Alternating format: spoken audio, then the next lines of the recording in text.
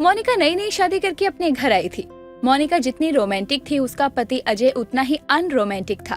उसे किसी चीजों से कोई फर्क नहीं पड़ता था। एक दिन वो ऑफिस जाने के लिए तैयार हो रहा होता है, तभी मोनिका हाथों में रेड रोज लेकर उसके पास आती है। हैप्पी रोज डे जान, ये मेरा पहला वैलेंटाइन डे है। मैं तो बहुत खुश हूँ। ये क्या है? क्या ड्रामा है ये? हाँ, ये वैलेंटाइन डे, रोज डे, ये सब क्या कर रही हो तुम? ये सब मुझे बिल्कुल पसंद नहीं है। और हम क्या कोई कॉलेज के GF-BF है जो उनकी तरह ये सब चीजें मनाए?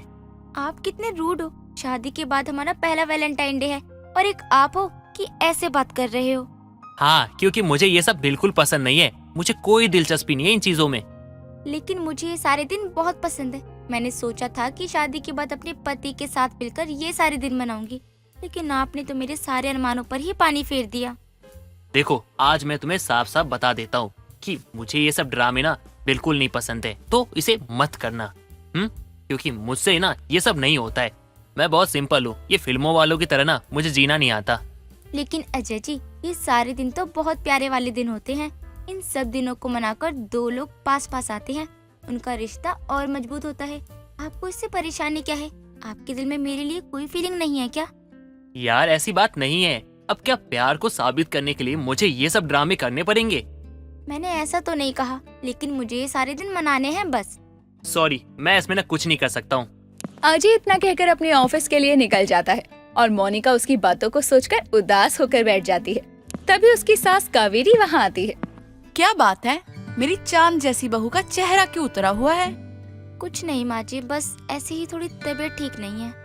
क्या हुआ बहू, बताना। अजय से लड़ाई हुई क्या तेरी? नहीं नहीं माँ जी, उनसे मेरी कोई लड़ाई नहीं हुई है। बस ऐसे ही थोड़ा सा मूड खराब है।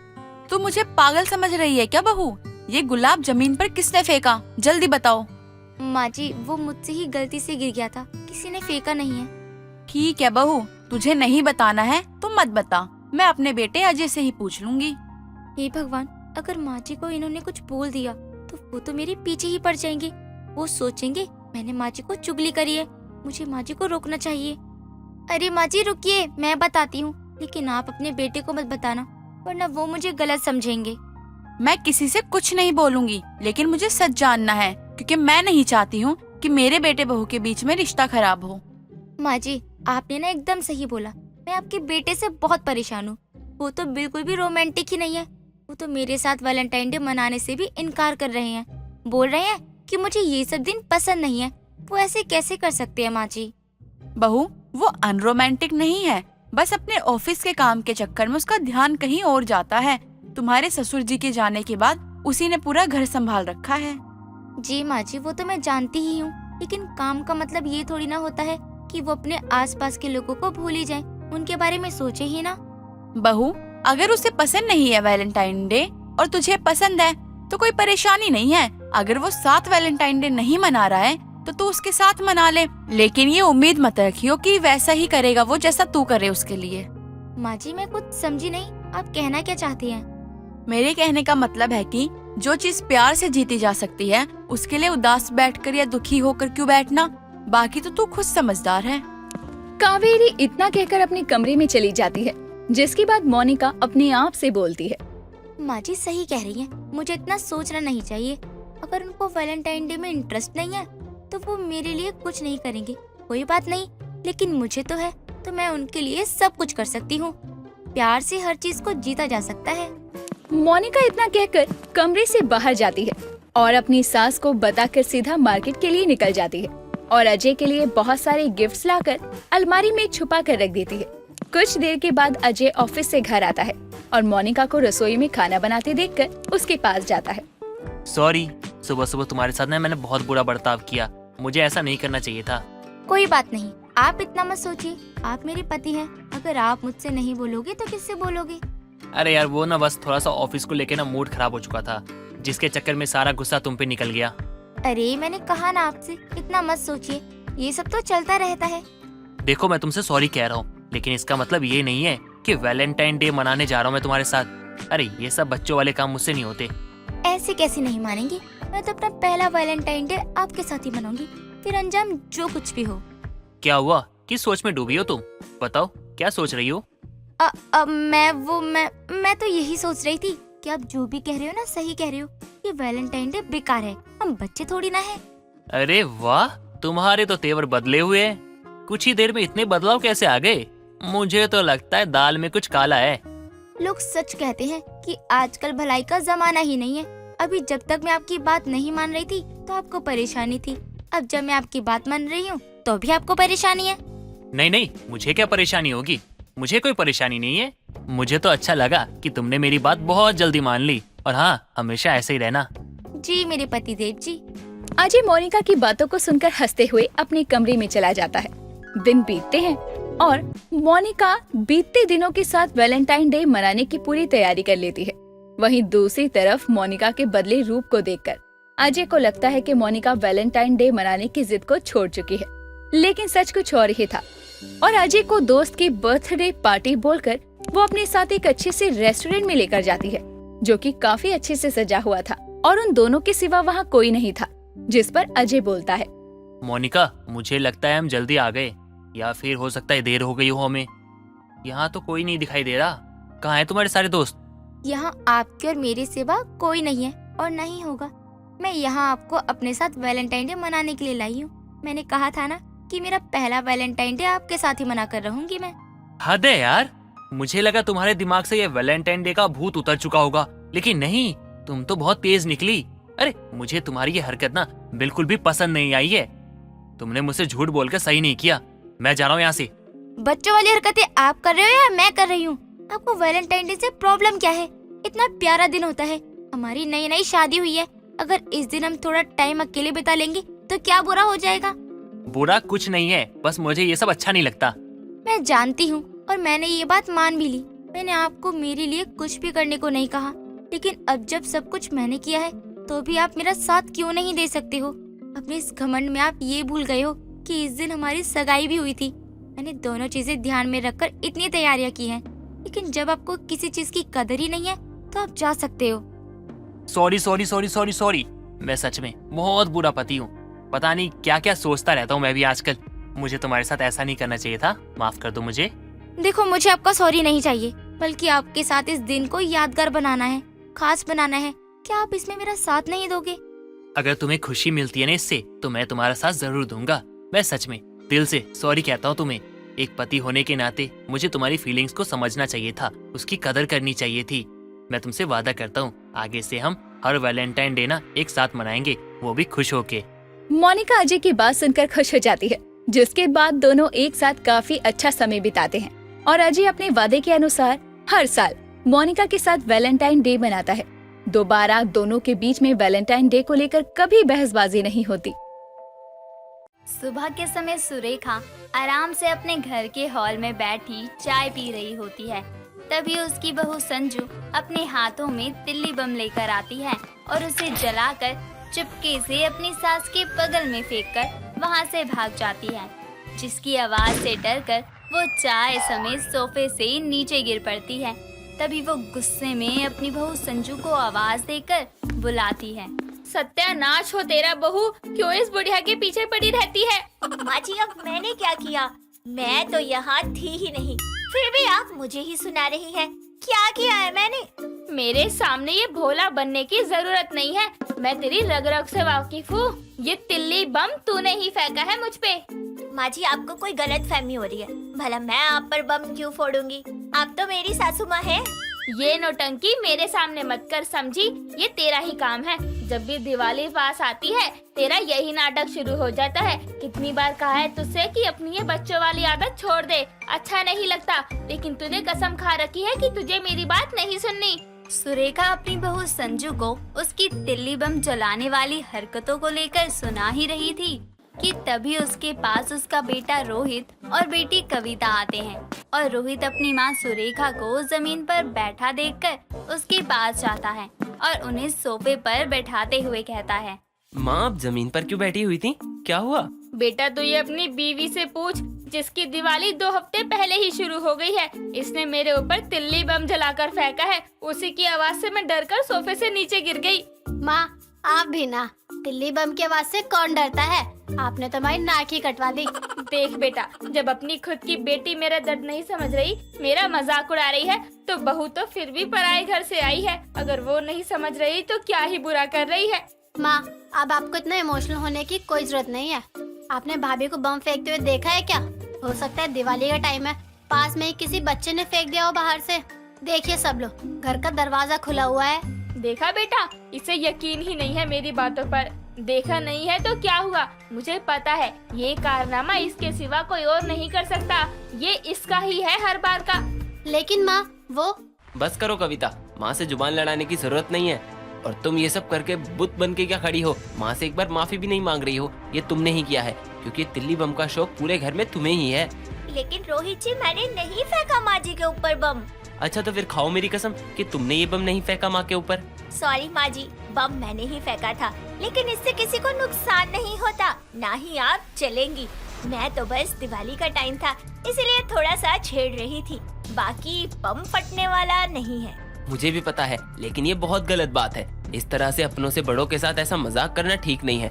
बेशक कोई नुकसान नहीं होगा, लेकिन अचानक इसकी आवाज से डरकर इंसान खुद को तो नुकसान पहुंचा सकता है ना। अब जल्दी से माफी मांगो माँ से। अपने पति रोहित के कहने पर संजू अपनी सास सुरेखा से अपनी हरकत के लिए माफी मांगती है, जिसके बाद रोहित भी अपने ऑफिस के लिए निकल जाता है। ऐसे ही समय बीतता है, लेकिन संजू की हरकतों में कोई सुधार नहीं आता। वो आए दिन अपने तिल्ली बम जलाने के शौक के चलते अपनी आसपास वालों को परेशान करती रहती थी। एक रोज संजू अपनी ननद कविता के कमरे में जाती है और उसे अकेले में हॉरर मूवी देखते हुए देखकर वो चुपके से उसके ऊपर तिल्ली बम जलाकर फेंक देती है, जिसकी आवाज सुनकर वो डर जाती है और कमरे से भागने के चक्कर में टेबल पर रखे कांच के वाज से टकरा जाती है और गुस्से में अपनी भाभी संजू से कहती है, भाभी आपका दिमाग तो ठीक है ना?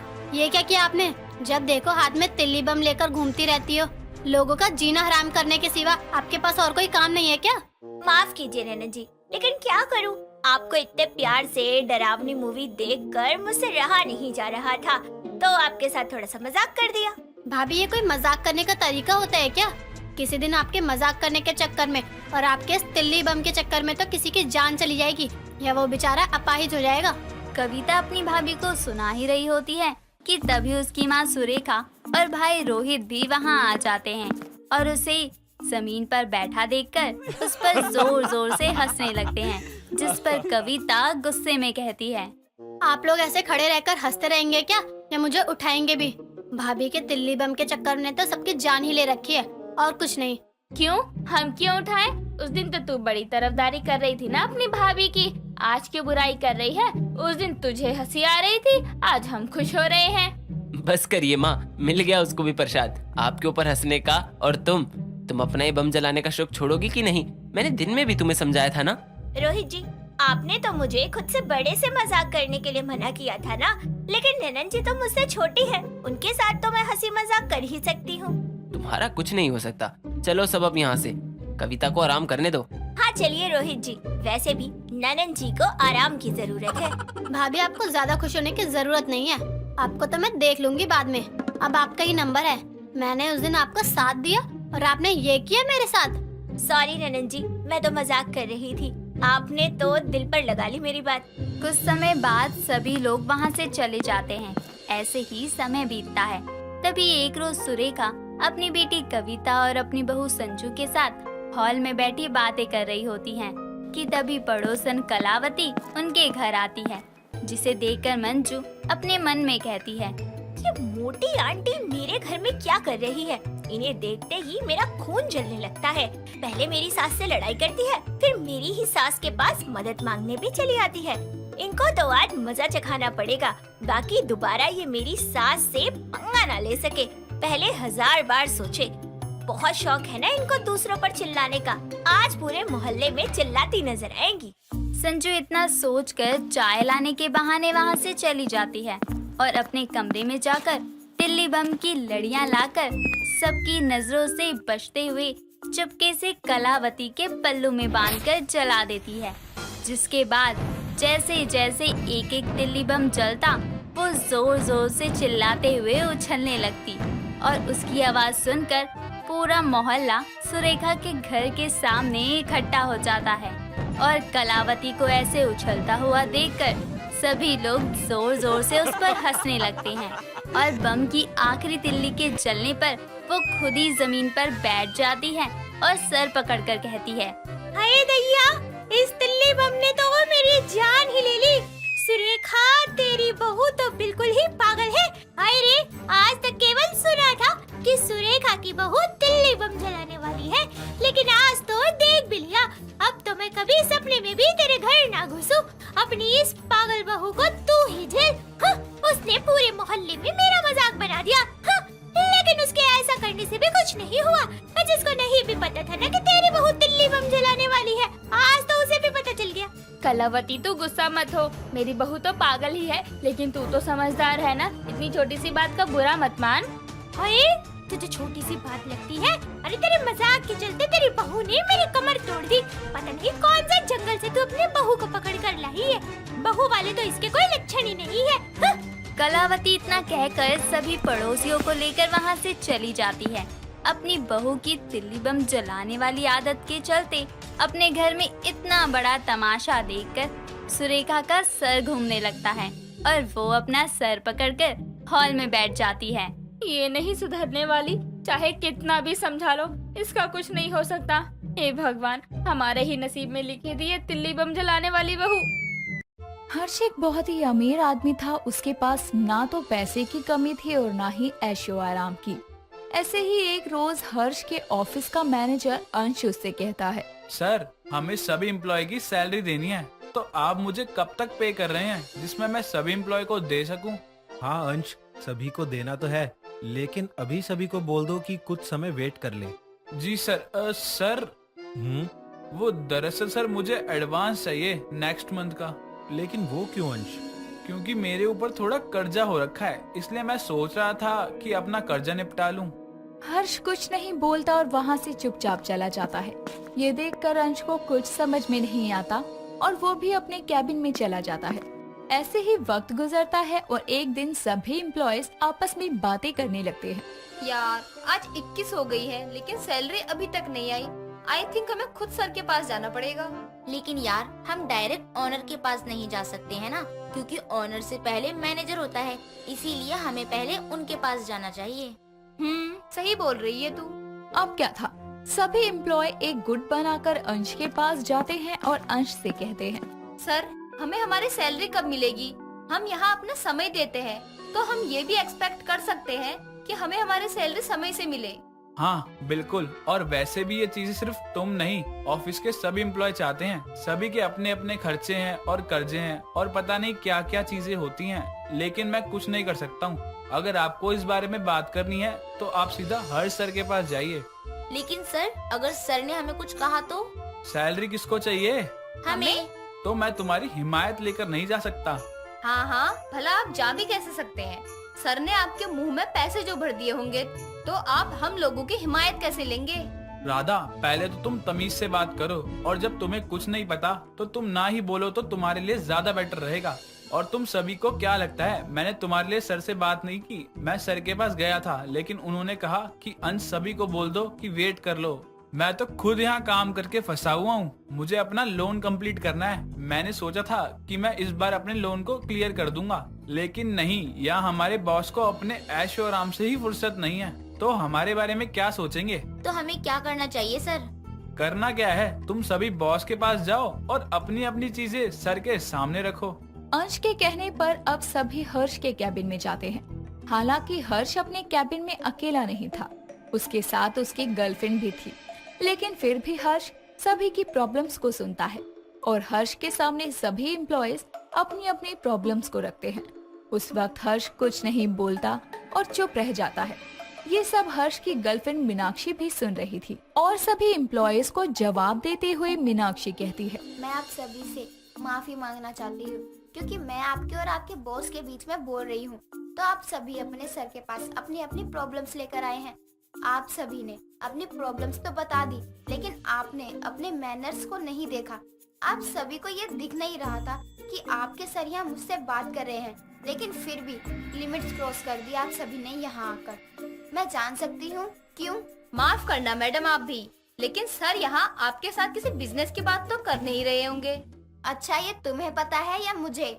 राधा सही कह रही है मैडम। आप बड़े लोगों के पास कोई परेशानी तो होती नहीं है और हमें बोलते हो कि हम वेट करें। मीनाक्षी आगे कुछ बोलती कि तभी हर्ष उसका हाथ पकड़ लेता है और उसको शांत करवा देता है, जिसके बाद हर्ष अपने सभी एम्प्लॉय से कहता है, आप सभी अंश के पास क्यों नहीं गए?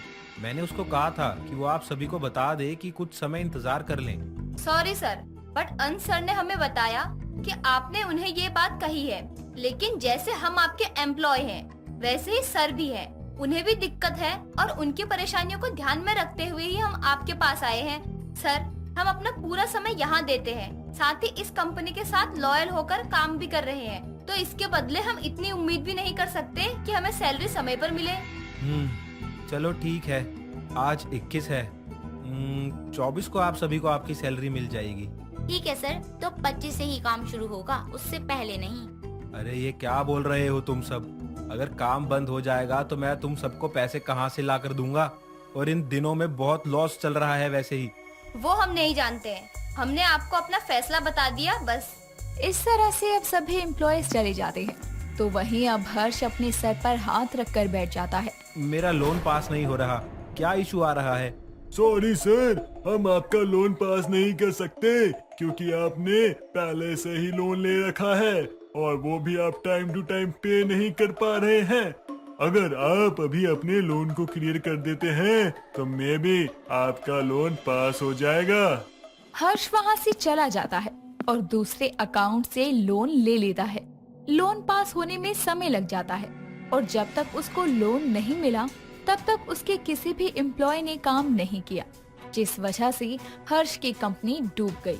कंपनी डूबने के साथ हर्ष भी डूब गया।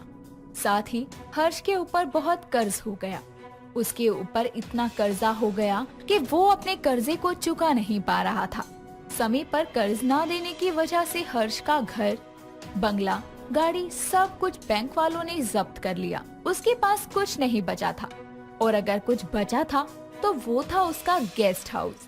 बेचारा हर्ष अपने गेस्ट हाउस में बैठकर रो रहा था। तभी उसकी गर्लफ्रेंड आती है और उसको चिंता में रोते हुए देखकर उससे कहती है, हर्ष, तुम इस तरह रो क्यों रहे हो? मैं हूँ ना, मुझे कुछ समय दो, मैं सब ठीक कर दूंगी। मीनाक्षी, सब कुछ बर्बाद हो गया, मुझसे मेरा सब कुछ छिन गया। हर्ष, हम दोबारा चीजें ठीक करेंगे। हाँ मीनाक्षी, मैं दोबारा आऊंगा, लेकिन जब आऊंगा तो दोगुनी छलांग लगाऊंगा। हाँ हर्ष, मुझे तुम पर पूरा भरोसा है कि तुम दोबारा आओगे और सबको पीछे छोड़ दोगे। लेकिन मीनाक्षी, मुझे तुम्हारी मदद चाहिए। कैसी मदद? अगले 1 महीने तक जब मैं बैंक का लोन नहीं दूंगा तो सीबीआई तुम्हारे पास आएगी और तुम्हें मीडिया में ये फैलाना है कि मैं यानी हर्ष भाग गया। पर हर्ष, मैं ये नहीं कर सकती क्योंकि मैं तुमसे प्यार करती हूँ और तुम्हारे खिलाफ मैं कैसे? जानता हूँ कि तुम मुझसे बहुत प्यार करती हो, तभी तो मैं तुम्हें ये काम करने को बोल रहा हूँ। हर्ष के बार बार कहने पर मीनाक्षी उसकी बात मान जाती है और ठीक वैसा ही होता है जैसा हर्ष ने कहा था। 1 महीने बाद सीबीआई आई और उससे पूछताछ करने लगी। सीबीआई की पूछताछ पर मीनाक्षी सीबीआई और मीडिया के आगे कहती है, मैं हर्ष के बारे में कुछ नहीं जानती, उसने तो मुझसे बात तक नहीं की है, पता नहीं कहाँ गया वो। तो मीनाक्षी मैडम कब तक आएंगे वो? उन्होंने आपको कुछ तो बताया ही होगा, कब तक आएंगे आखिर वो? नहीं, मैंने कहा ना, मेरी उनसे कोई बात नहीं हुई है और वो कब तक आएंगे कब तक नहीं कुछ नहीं कह सकते, या यूँ कहो कि वो आएंगे ही नहीं। मेरे ख्याल से वो बैंक का पैसा लेकर भाग गए हैं। मीनाक्षी के इस बयान से न्यूज में आग लग जाती है और हर तरफ ये खबर आग की तरह फैल जाती है।